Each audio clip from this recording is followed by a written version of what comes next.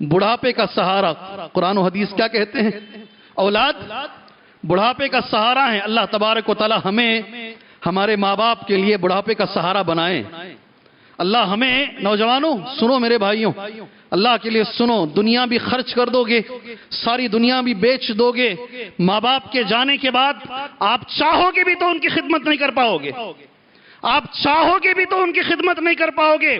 اس لیے یہ دنیا کی سب سے عظیم نعمت ہیں والدین، جب تک وہ زندہ ہیں آپ ان کا سہارا بنیے اللہ کے لیے، کوشش کیجئے جتنی اللہ نے تمہیں طاقت دی ہے ان کی خدمت کرنے کی کوشش کریں۔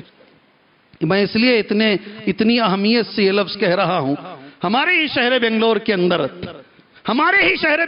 اندر جہاں ایئرپورٹ آج موجود ہے، دیونہلی، وہاں پر ایک ادارہ چلتا ہے، اللہ اس کے چلانے والوں کو اس کا اجر عطا فرمائے۔ 200 ماں باپ مرتے ہیں، 200 ماں باپ مرتے ہیں، بچے انہیں دیکھنے کے لیے بھی نہیں آتے۔ یہ ہمارے مسلمانوں کی حالت ہے۔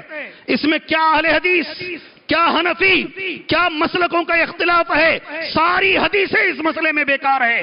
ماں باپ کو بچوں نے چھوڑ دیا ہے۔ وہ کہتے ہیں 200 کو ہم نے دفنایا ہے، 200 ماں باپ کو ہم نے دفنایا ہے، بچے دیکھنے تک نہیں آتے ہیں۔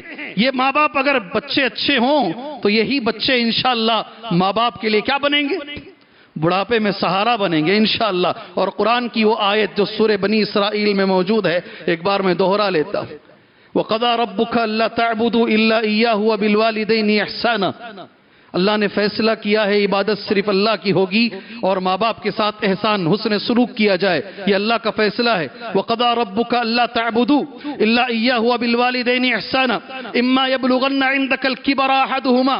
اللہ قربان جائے ہمارے علماء پر، دونوں میں سے کوئی ایک بڑھاپے کو پہنچ جائے، کیا لفظ ہے اللہ کا؟ دونوں میں سے کوئی ایک۔ اس لیے علماء کہتے ہیں اکثر دونوں بڑھاپے کو نہیں پہنچتے، ایک پہنچتے دوسرے مر جاتے ہیں۔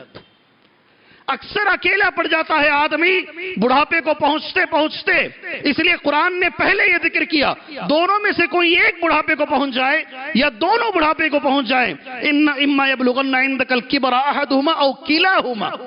اس کے بعد کرنا کیا ہے میرے بھائیوں، میرے ٹین ایجرز، میرے ساتھیوں، آپ سے میری گزارش ہے، فلا تقل لہما اف، زندگی میں انہیں اف نہ کہو۔ ابن عباس رضی اللہ عنہما کا قول ہے، اگر اس سے چھوٹا لفظ عربی میں ہوتا تو اللہ وہ لفظ استعمال فرماتا۔ کسی کو ڈانٹنے کے لیے، کسی پر غصہ کرنے کے لیے اس سے چھوٹا لفظ نہیں ہے۔ اگر اس سے چھوٹا لفظ ہوتا تو اللہ وہ استعمال فرماتا۔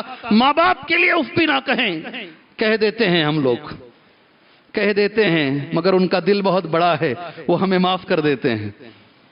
ان کا دل بہت بڑا ہے، وہ ہمیں معاف کر دیتے ہیں۔ اما یبلغن عندک الکبر احدہما او کلاہما فلا تقل لہما اف، پہلا لفظ، ولا تنہرہما، کبھی ڈانٹو نہیں انہیں، وقل لہما قولا کریما، اور ہمیشہ بات کرو تو نرم گفتگو کرو، اونچی آواز سے کبھی ماں باپ سے گفتگو نہ کرو، قول کریم کرو۔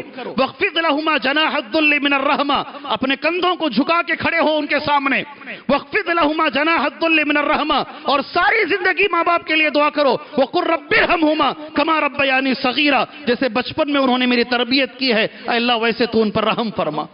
یہ دوسرا فائدہ ہے، اچھی اولاد رہی تو بڑھاپے کا سہارا بنے گی۔ اللہ ہم بھائیوں کو سہارا بنائے، اللہ سے دعا ہے۔